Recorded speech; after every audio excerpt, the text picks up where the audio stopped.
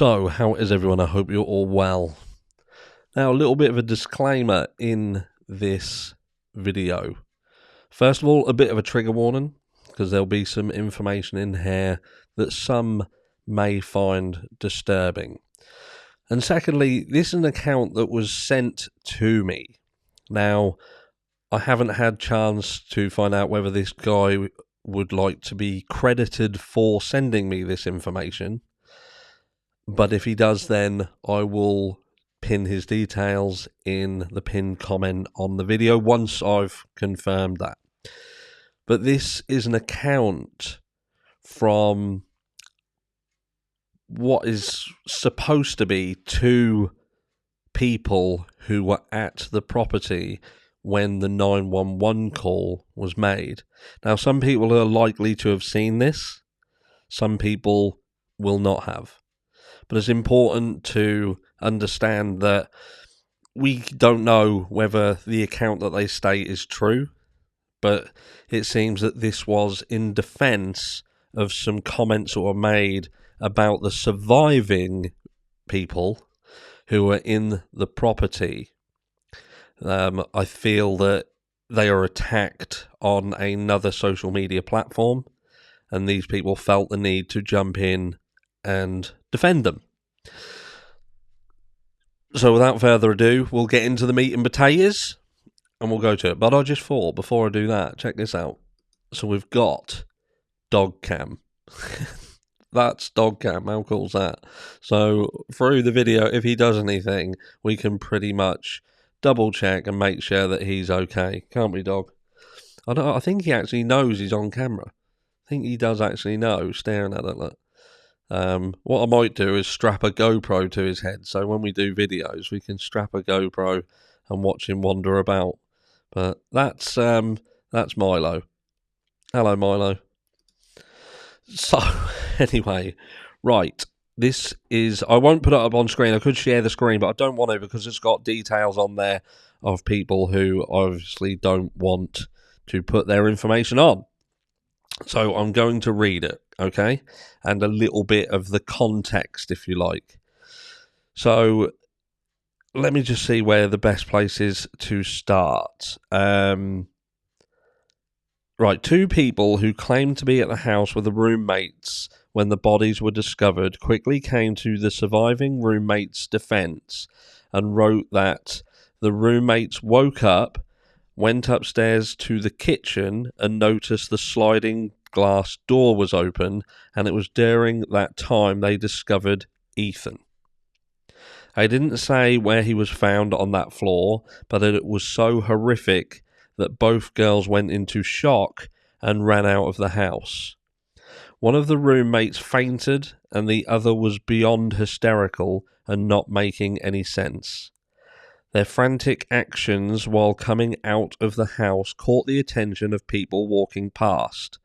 The people responding on the victim's IG claimed to be two of those people.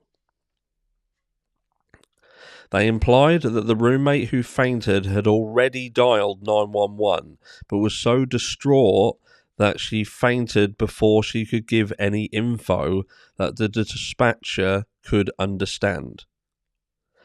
The info that the bystander who picked up the roommate's phone could give the 911 dispatcher was she just saw her friend run out of the house and faint. So that obviously clarifies why the call to 911 stated that someone was unconscious, not that someone, that was something that a lot of people had queried before. So that's how the 911 call was made on the roommate's phone and by someone else, and why the call went out for an unconscious person. While that bystander was on the phone with 911, the other roommate was hysterically trying to explain that something was wrong with Ethan. By this point, several more people had stopped to see what was happening, and one or two of them went into the house to see if they could help him. There were multiple people in the yard at that time, and those people began contacting their friends that someone in the house was badly hurt. Someone called Ethan's brother Hunter to tell him something was wrong with his brother because he lived close to the house, and someone called one of the other victims' boyfriends as he was also Ethan's best friend. I didn't go into detail on if either of those boys had arrived before the paramedics did, but it did kind of sound like they did. They didn't go into detail on what kind of injuries Ethan suffered. They also didn't say if anyone went to check on the other roommates before the paramedics arrived, but it's somewhat implied that someone had. The only details they gave about the scene itself was that it was incomprehensibly bloody. While those people were in the house checking on Ethan and possibly the other roommates, the paramedics arrived to a very chaotic scene, believing they were to assess an unconscious person outside, but they were redirected to go inside to help someone who was hurt very badly. So they walked into the house unaware that it was a crime scene and contaminated most of everything on the second floor. It doesn't sound like the roommates were roaming throughout the house carelessly contaminating everything, fully aware that their friends had been murdered. It sounds like the scene was contaminated by numerous people who were trying to help, unaware and unable to comprehend what they were looking at, and that it was a crime scene. And they go on to say, my heart breaks for these two poor innocent young females. Not only have they experienced a trauma so brutal that it can't be changed, trauma so brutal that it can't not change who they are at their core, but they will have to live with the fear that someone might be coming for them. And they grieve of loss, 4 friends, plus a life that they once had that will never exist again. And if that wasn't traumatizing enough, they also get to live with millions of people publicly criticizing, persecuting, and incorrectly judging them for actions people assume they may or may not have taken.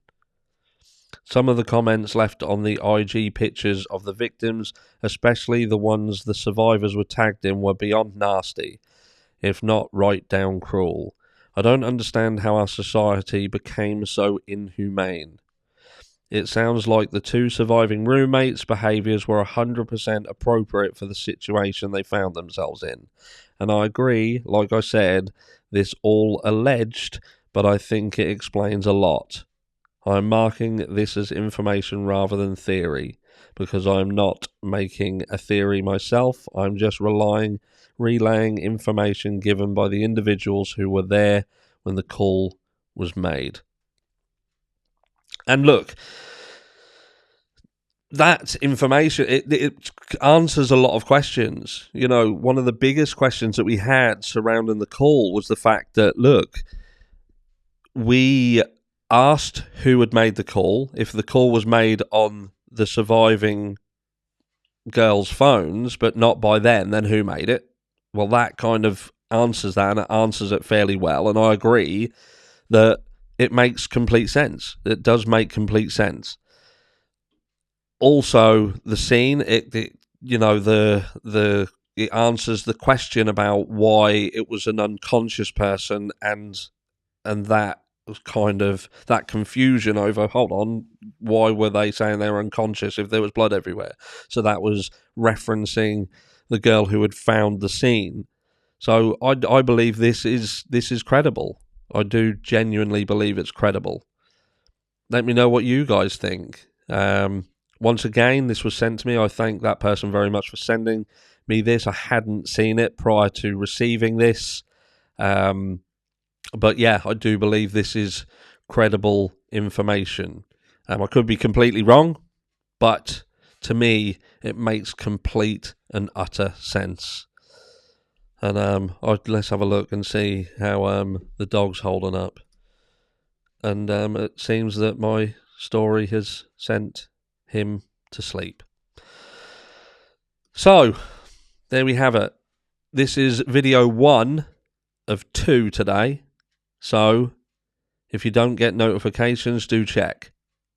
because YouTube and their notification system seems to be playing up quite bad. It does help sometimes if you just check that your notifications are turned on your phone, because you can turn them on YouTube, but then in your phone settings can have notifications turned off.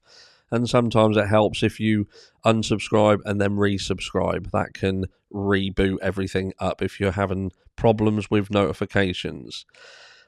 But until next time, I'll catch you in the next one.